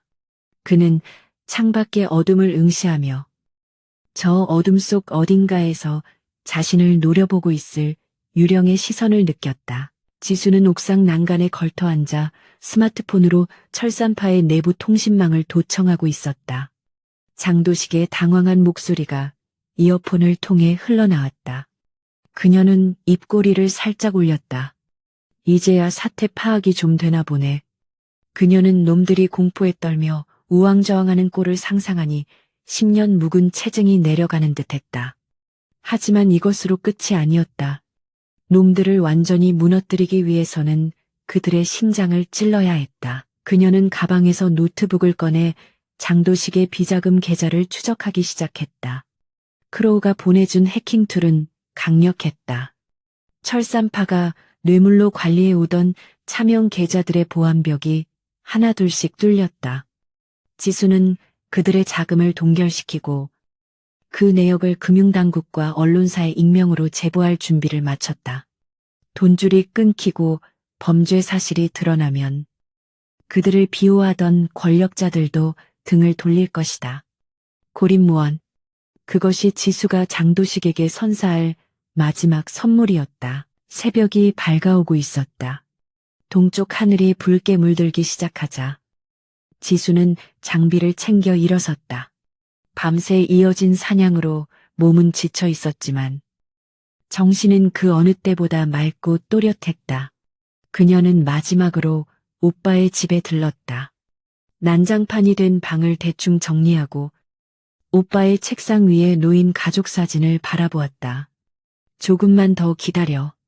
이제 마지막 하나 남았어. 그때 그녀의 휴대전화가 진동했다. 발신자 표시 제한 번호였다. 지수는 직감적으로 놈들이라는 것을 알았다. 그녀는 침착하게 통화 버튼을 눌렀다. 강지수지 수화기 너머로 장도식의 목소리가 들려왔다. 분노를 억누르려고 애쓰는 듯 목소리가 떨리고 있었다. 네가 무슨 짓을 했는지 알고나 있나? 지금이라도 멈추고 내 앞에 와서 무릎 꿇으면 목숨만은 살려주마. 지수는 코웃음을 쳤다. 목숨을 구걸해야 할 건 내가 아니라 너야. 장도식, 오늘 밤 네가 쌓아올린 그 더러운 왕국이 어떻게 무너지는지 똑똑히 지켜봐. 내가 네 목에 칼을 꽂으러 갈 테니까. 그녀의 선전포고에 장도식은 아무 말도 하지 못하고 거친 숨만 몰아쉬었다. 지수는 전화를 끊고 유심칩을 빼서 부러뜨렸다. 이제 숨바꼭질은 끝났다. 놈들은 도간에 든 쥐였다. 그들은 모든 병력을 본거지로 집결시킬 것이고 그곳은 최후의 결전지가 될 것이다. 지수는 그곳이 얼마나 위험할지 알고 있었다. 수십 명의 무장한 조직원들이 그녀를 기다리고 있을 것이다. 하지만 그녀는 두렵지 않았다. 그녀에게는 지켜야 할 약속이 있었고 심판해야 할 악이 있었다. 지수는 아침 햇살을 받으며 거리로 나섰다.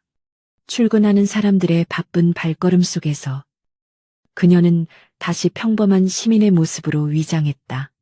하지만 그녀의 눈빛은 밤새 타오르던 불길을 여전히 품고 있었다. 그녀는 편의점에 들러 캔커피 하나를 사서 단숨에 들이켰다. 쓴 커피 맛이 정신을 번쩍 들게 했다. 오늘 밤 모든 것이 끝날 것이다. 그녀는 결의를 다지며 마지막 준비를 위해 크로우의 안전가옥으로 발걸음을 옮겼다. 도시의 소음이 점점 커져갔지만 장도식의 귀에는 오직 지수의 마지막 경고만이 이명처럼 울리고 있었다. 그는 불안감을 떨치기 위해 연거푸 술을 들이켰지만 취기는 오르지 않고 공포만 더 선명해질 뿐이었다. 그는 부하들에게 본거지인 클럽 아레나의 보안을 최고 수준으로 강화하라고 지시했다. 하지만 그 어떤 벽도, 그 어떤 무기도 복수심에 불타는 유령을 막을 수는 없을 것 같다는 불길한 예감이 그를 감싸고 있었다. 서울 강남의 중심부에 위치한 클럽 아레나는 평소라면 화려한 조명과 음악으로 불야성을 이루었겠지만 오늘 밤은 마치 거대한 요새처럼 무거운 침묵에 잠겨 있었다. 장도식은 조직의 모든 정예 병력을 이곳으로 집결시켰다. 건장한 사내 수십 명이 입구와 복도, 그리고 계단마다 배치되어 삼엄한 경계를 서고 있었다. 그들의 허리춤에는 회칼과 쇠파이프가, 일부 간부급 조직원들의 품속에는 불법으로 개조된 총기가 숨겨져 있었다. 공기 중에는 폭풍 전야의 긴장감과 피냄새가 섞인 비릿한 살기가 감돌고 있었다. 건물 옥상 펜트하우스에 있는 장도식은 불안한 듯 방 안을 서성거렸다. 그는 자신의 책상 위에 놓인 권총을 힐끔거렸다. 그것은 그가 가진 마지막 안전장치였다. 옆에는 붕대를 칭칭 감은 마동철이 도끼 어린 눈으로 문을 노려보고 있었다. 형님, 걱정 마십시오. 여기 있는 애들만 50명입니다. 아무리 날고 기는 년이라도 이 병력을 뚫고 여기까지 올라올 수는 없습니다. 마동철은 호언장담했지만 그의 목소리 끝은 미세하게 떨리고 있었다. 그 시각 클럽 뒷골목의 어둠 속에서 지수는 건물의 구조를 머릿속으로 그리고 있었다. 크로우가 해킹하여 보내준 설계도에 따르면 이곳은 미로처럼 복잡하고 폐쇄적인 구조였다. 정면 돌파는 자살행위나 다름없었다. 그녀는 환기구와 연결된 지하 배전실을 첫 번째 목표로 삼았다. 그녀는 가방에서 특수 제작된 가스탄과 방독면을 꺼냈다. 이것은 놈들의 시야를 가리고 호흡을 조여올 가장 효과적인 무기였다. 지수는 배전실의 잠금 장치를 능숙하게 해제하고 안으로 미끄러져 들어갔다. 그녀는 중앙 공조 시스템의 제어 패널을 열고 준비해온 최루가스 캡슐을 환기 파이프 안에 설치했다. 타이머가 작동하기 시작했다. 3분 뒤면 건물 전체에 매캐한 최루가스가 퍼질 것이다. 그녀는 다시 밖으로 나와 방독면을 착용하고 건물 외벽에 설치된 비상계단을 통해 2층으로 진입할 준비를 마쳤다. 빗줄기가 그녀의 검은 슈트를 적셨지만 그녀의 움직임은 거침이 없었다. 시간이 되었다. 펑하는 작은 소리와 함께 공조기를 통해 희뿌연 가스가 클럽 내부로 뿜어져 나오기 시작했다. 로비와 복도에 있던 조직원들이 기침을 하며 눈물을 흘리기 시작했다. 뭐야, 가스다. 문 열어 당황한 고함 소리가 여기저기서 터져 나왔다. 혼란이 극에 달했을 때 지수는 비상계단 문을 박차고 안으로 들어갔다. 그녀의 손에는 신축형 전술 3단봉이 들려 있었다. 연기 속에서 나타난 지수는 마치 사신과도 같았다. 시야가 차단되어 우왕좌왕하는 조직원들은 그녀의 상대가 되지 못했다. 지수는 정확하게 그들의 급소를 가격했다. 뼈가 부러지는 소리와 비명 소리가 가스 자욱한 복도를 채웠다. 그녀는 불필요한 살상은 피했지만 다시는 일어설 수 없도록 철저하게 관절을 공략했다. 그녀가 지나간 자리에는 고통에 몸부림치는 사내들이 쓰레기처럼 널브러져 있었다. 3층으로 올라가는 계단 앞에는 중간 보스급 조직원들이 버티고 있었다. 그들은 가스를 피해 손수건으로 입을 막고 칼을 휘두르며 달려들었다. 하지만 지수는 그들의 공격 궤도를 이미 읽고 있었다. 그녀는 몸을 낮춰 첫 번째 칼날을 피하고 3단봉으로 상대의 정강이를 후려쳤다. 중심을 잃은 놈의 등을 밟고 도약하여 뒤따라오던 놈의 앞면에 발차기를 꽂아 넣었다. 공중에서 회전하며 착지하는 그녀의 동작은 완벽한 예술에 가까웠다. 소란이 위층으로 전해지자 펜트하우스의 분위기는 얼어붙었다. 무전기를 통해 들려오는 부하들의 비명소리는 공포 그 자체였다. 뚫렸습니다. 막을 수가 없. 의학무전이 끊기자 장도식의 얼굴이 사색이 되었다. 마동철은 이를 악물고 쇠파이프를 집어들었다. 제가 가서 목을 따오겠습니다. 그는 비장한 각오로 방을 나섰다. 이것은 그의 마지막 자존심을 건 싸움이었다. 지수는 마지막 관문인 펜트하우스 앞 복도에 도달했다. 그곳에는 마동철이 기다리고 있었다. 그는 지난번의 굴욕을 갚으려는 듯 핏발선 눈으로 지수를 노려보았다. 어서 와라. 지옥에 온 걸 환영한다. 마동철은 괴성을 지르며 쇠파이프를 휘둘렀다. 그의 공격은 단순했지만 힘이 실려 있어 위협적이었다. 쇠파이프가 벽을 때리자 콘크리트 조각이 튀었다. 지수는 냉정하게 그의 공격을 회피했다. 그녀는 마동철의 흥분한 상태를 이용했다. 그가 큰 동작으로 파이프를 내리치는 순간 지수는 그의 품 안으로 파고들었다. 그녀의 팔꿈치가 마동철의 명치를 강타했다. 억소리와 함께 그의 움직임이 멈칫했다. 지수는 기회를 놓치지 않고 그의 다친 손목을 다시 한번 비틀었다. 끔찍한 비명이 복도를 울렸다. 아직 덜 배웠나 보네. 지수는 차갑게 속삭이며 마동철의 무릎을 걷어찼다. 그가 무릎을 꿇자 그녀는 회전 발차기로 그의 관자놀이를 가격했다. 거구의 마동철이 썩은 나무처럼 바닥으로 쓰러졌다. 그는 입에 거품을 물고 경련을 일으키다 이내 의식을 잃었다. 지수는 쓰러진 그를 넘어서서 굳게 닫힌 펜트하우스의 문을 바라보았다. 이제 마지막 하나가 남았다. 지수는 문을 발로 차서 열었다. 방 안에는 장도식이 권총을 겨누고 서 있었다. 그의 손은 심하게 떨리고 있었다. 오지마 쏘겠어. 장도식은 공포에 질려 소리쳤다. 지수는 방독면을 벗어던지고 천천히 그에게 다가갔다. 그녀의 얼굴은 땀과 피로 얼룩져 있었지만 눈빛만은 형형하게 빛나고 있었다. 쏴봐. 하지만 빗나가면 그 대가는 내 목숨이야. 장도식은 방아쇠를 당겼다. 탕소리와 함께 총알이 발사되었다. 하지만 지수는 이미 움직인 뒤였다. 그녀는 고개를 살짝 기울여 총알을 피하고 순식간에 거리를 좁혔다. 장도식이 다시 쏘려 했지만 지수의 단검이 그의 손등을 꿰뚫었다. 장도식은 권총을 떨어뜨리고 손을 감싸 쥐며 비명을 질렀다. 지수는 그를 발로 차서 소파 위로 날려보냈다. 이게 다 오빠 비 때문이라고. 장도식은 고통 속에서도 억울하다는 듯 소리쳤다. 고작 돈 몇 푼 때문에 이러는 거야.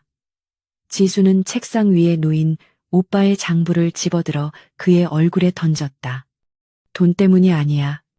네가 짓밟은 사람들의 목숨, 그리고 네가 모욕한 내 가족의 명예 때문이지. 그녀는 장도식의 멱살을 잡고 일으켜 세워 창가로 끌고 갔다. 아래를 봐. 지수는 그를 강제로 창문에 밀착시켰다. 클럽 밖에는 경찰차에 붉고 푸른 경광등이 가득 차 있었다. 지수가 미리 보내둔 증거 파일들 덕분에 경찰 특공대가 출동한 것이다. 내 왕국은 끝났어. 네가 믿던 뇌물도, 권력도 이제 널 지켜주지 못해. 넌 감옥에서 썩어가며 평생 오늘 밤을 후회하게 될 거야. 장도식은 절망적인 표정으로 바닥에 주저앉았다. 모든 것이 끝났다. 자신이 쌓아올린 모든 것이 이 여자 한 명에 의해 하룻밤 사이에 무너져 내렸다. 지수는 그를 제압하여 넥타이로 손을 뒤로 묶었다. 그리고 품속에서 오빠의 사진을 꺼내 잠시 바라보았다. 사진 속 오빠가 이제야 편안하게 웃고 있는 것 같았다. 경찰들이 들이닥치는 소리가 들려왔다.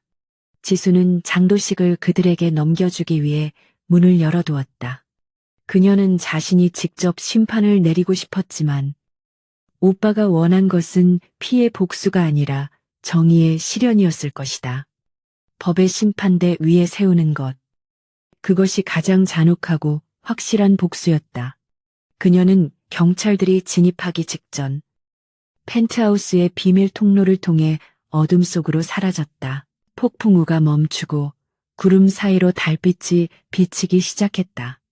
지수는 건물 옥상에서 경찰에게 연행되어 나오는 장도식과 마동철의 모습을 내려다보았다. 그들의 초라한 뒷모습을 보며 그녀는 길었던 밤의 끝을 실감했다. 몸은 상처투성이고 지쳐 있었지만 마음만은 깃털처럼 가벼웠다. 그녀는 깊은 숨을 들이마셨다. 도시의 공기가 전보다 조금은 깨끗해진 것 같았다. 폭풍우가 휩쓸고 지나간 서울의 아침은 눈부시게 맑았다. 밤새 도시를 짓눌렀던 먹구름은 흔적도 없이 사라지고 투명한 햇살이 빌딩 숲 사이로 쏟아져 내리고 있었다. 강지수는 호텔 방 창가에 서서 커피 잔을 든 채 거리의 대형 전광판에서 흘러나오는 긴급 뉴스를 내려다보고 있었다. 앵커의 목소리는 흥분으로 가득 차 있었고 화면에는 경찰차에 의해 연행되는 장도식과 마동철, 그리고 줄줄이 엮여나오는 부패한 공직자들의 명단이 속보로 뜨고 있었다. 어젯밤 서울 강남의 거대 범죄 조직 철산파가 경찰의 대대적인 급습으로 일망타진되었습니다. 익명의 제보자가 보낸 결정적인 증거 파일 덕분에 그동안 베일에 쌓여있던 정재계 유착 고리까지 모두 드러나게 되었습니다. 앵커의 멘트와 함께 자료 화면으로 불타버린 물류 창고와 아수라장이 된 클럽 아레나의 모습이 스쳐 지나갔다. 세상은 이 사건을 강남의 기적이라 부르며 떠들썩했지만 그 기적을 만든 주인공은 고요한 침묵 속에서 자신의 상처를 치료하고 있었다. 지수는 거울 앞에 앉아 셔츠를 벗고 밤새 얻은 영광의 상처들을 확인했다. 어깨와 옆구리에는 시퍼런 멍이 들어 있었고 팔뚝에는 칼에 스친 자상이 붉게 부어올라 있었다.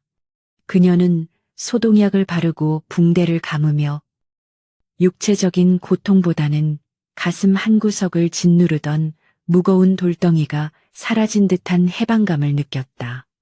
오빠를 죽음으로 몰고 갔던 악마들은 이제 법의 심판대 위에서 영원히 고통받게 될 것이다.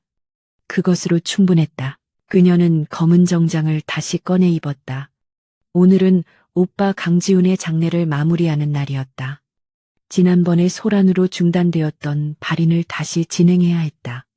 지수는 머리를 단정하게 묶고 화장기 없는 얼굴에 선글라스를 썼다. 호텔을 나서자 상쾌한 아침 공기가 폐부 깊숙이 들어왔다.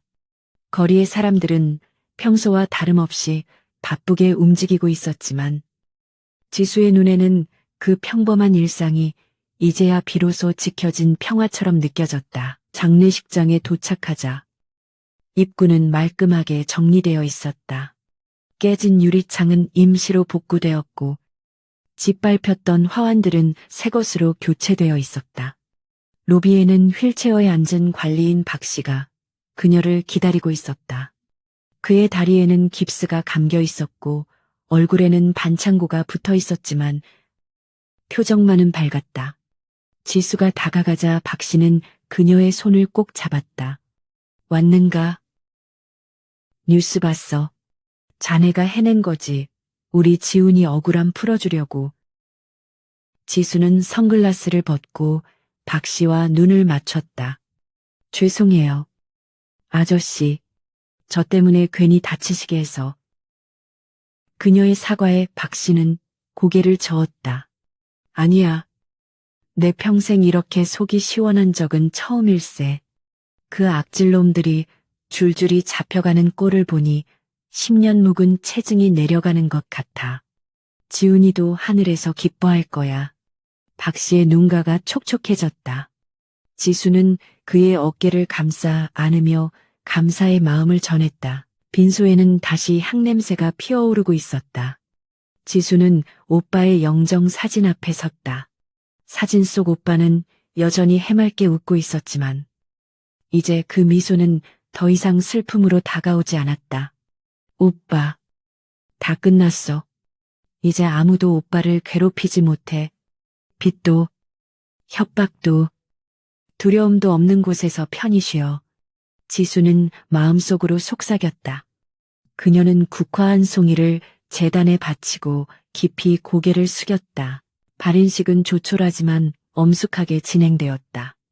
찾아오는 조문객은 거의 없었지만 그 고요함이 오히려 오빠와 단둘이 작별 인사를 나누기에는 더 좋았다. 운구차가 장례식장을 떠날 때 박 씨와 몇몇 시장 상인들이 나와서 배웅해 주었다. 그들은 철산파의 괴롭힘에 시달리던 피해자들이었다. 지수가 익명으로 풀어버린 채무장부 덕분에 그들도 새로운 삶을 시작할 수 있게 되었다. 그들의 감사한 눈빛이 지수의 마음을 따뜻하게 위로해 주었다.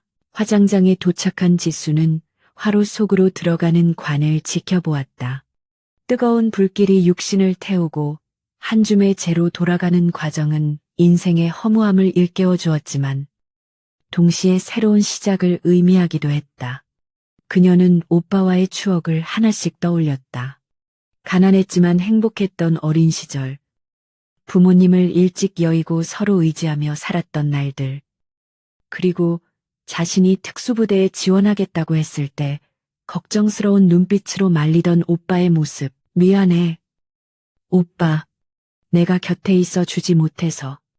내가 조금만 더 평범하게 살았더라면 오빠도 평범한 행복을 누릴 수 있었을 텐데. 지수는 흐르는 눈물을 닦지 않았다. 지난 며칠 동안 강인한 전사로서 감정을 억누르며 싸워왔던 그녀가 비로소 인간 강지수로서 슬픔을 토해내는 순간이었다. 유골함은 따뜻했다. 그녀는 그 온기를 가슴에 품고 추모공원으로 향했다. 추모공원은 도심이 내려다 보이는 양지바른 언덕에 자리 잡고 있었다. 지수는 오빠의 유골함을 안치단에 모시고 그 앞에 작은 액자와 오빠가 좋아하던 초콜릿을 놓았다. 유리 너머로 보이는 오빠의 이름 석자가 햇빛을 받아 반짝였다. 바람이 불어와 나뭇잎이 흔들리는 소리가 마치 오빠의 대답처럼 들려왔다. 고생했어. 지수야. 이제 네 삶을 살아. 지수는 안치단 유리에 이마를 대고 오랫동안 서 있었다. 그녀는 오빠에게 약속했다. 다시는 소중한 사람을 잃지 않겠다고. 그리고 자신이 가진 힘을 약한 자들을 지키는 데 쓰겠다고. 이번 사건을 통해 그녀는 깨달았다. 자신의 능력은 단순히 적을 죽이는 무기가 아니라 정의를 지키는 방패가 될 수 있다는 것을. 그녀의 마음속에 있던 죄책감과 부채감은 이제 사명감으로 바뀌어 있었다. 공원을 내려오는 길, 지수의 휴대전화가 진동했다. 크로우였다. 작업 완료. 철산파의 잔당들이 숨겨둔 해외 계좌까지 싹 다 털어서 자선단체에 기부했어. 명의는 강지훈으로 했다. 그리고 경찰이 네 흔적을 찾고 있는데 CCTV는 다 지웠으니 걱정 마. 넌 여전히 유령이야. 크로우의 유쾌한 목소리에 지수는 피식 웃음이 나왔다. 고마워. 나중에 술 한잔 살게. 술은 됐고 다음에도 재미있는 일 있으면 불러주라고. 아, 그리고 공항 가는 티켓 예매해뒀어. 네가 원하던 곳으로. 크로우는 마지막까지 완벽한 서포터였다. 지수는 전화를 끊고 하늘을 올려다보았다. 파란 하늘의 비행기 한 대가 하얀 꼬리를 그리며 날아가고 있었다. 이제 그녀도 떠날 시간이었다. 이곳에서의 일은 모두 끝났다. 지수는 호텔에 들러 짐을 챙겼다. 가방은 가벼웠지만 그 안에 담긴 의미는 묵직했다. 그녀는 오빠의 낡은 카디건을 가방 깊숙이 넣었다. 그것은 그녀가 돌아올 곳이 있다는, 그리고 그녀를 기억해주는 사람이 있었다는 증거였다. 체크아웃을 하고 로비로 나오자 TV에서는 여전히 철산파 사건에 대한 후속 보도가 이어지고 있었다. 시민들이 인터뷰에서 이름 모를 영웅에게 감사를 표하는 장면이 나왔다. 인천국제공항은 언제나처럼 만남과 이별, 그리고 설렘과 아쉬움이 교차하는 곳이었다. 지수는 수많은 인파 속에 섞여 출국장으로 향했다. 그녀는 더 이상 쫓기는 도망자도 복수심에 불타는 살인귀도 아니었다. 그녀는 자유로운 여행자이자 세상을 좀 더 나은 곳으로 만들기 위해 움직이는 그림자였다. 보안 검색대를 통과하며 그녀는 뒤를 한 번 돌아보았다. 유리창 너머로 보이는 서울의 풍경은 평화로웠다. 저 수많은 불빛 아래에서 누군가는 웃고 누군가는 울며 살아가고 있을 것이다. 그리고 그 평범한 일상을 위협하는 어둠이 다시 찾아온다면 그녀는 언제든 다시 돌아올 것이다. 그녀는 유령이었지만 동시에 그들을 지키는 수호자이기도 했으니까. 게이트 앞에 앉아 비행기를 기다리던 지수는 수첩을 꺼냈다. 그리고 맨 뒷장에 짧은 메모를 남겼다. 202 X년 X월 X일 오빠를 보내다. 그리고 다시 시작하다. 그녀는 펜을 닫고 창밖의 활주로를 응시했다. 비행기가 힘차게 날아오를 준비를 하고 있었다. 엔진 소리가 심장 박동과 공명하며 그녀의 피를 다시 뜨겁게 만들었다. 탑승 안내 방송이 울려 퍼졌다. 지수는 자리에서 일어나 여권과 티켓을 챙겼다. 그녀의 발걸음은 당당하고 힘찼다. 게이트를 통과하는 그녀의 뒷모습은 고독해 보였지만 결코 외롭지는 않았다. 그녀의 곁에는 언제나 오빠의 기억이 함께할 것이고 그녀의 앞에는 그녀를 필요로 하는 수많은 임무가 기다리고 있을 테니까. 비행기가 이륙하여 구름 위로 솟아올랐다.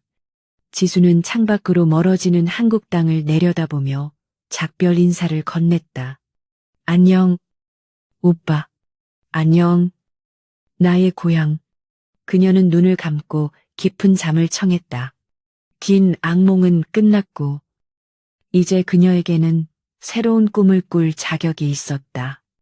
태양은 구름 위에서 더욱 찬란하게 빛나고 있었고 그녀가 가는 길을 환하게 비추고 있었다. 그녀의 이야기는 여기서 끝나지만 전설은 이제 막 시작되었다. 도시의 어둠 속에서 범죄자들을 떨게 만드는 유령의 존재는 사람들의 입에서 입으로 전해질 것이다. 그리고 언젠가 정의가 필요한 곳에 바람처럼 그녀가 다시 나타날 것이다. 그때까지 세상은 조금 더 안전할 것이다. 그녀가 남기고 간 경고와 희망이 유효한 한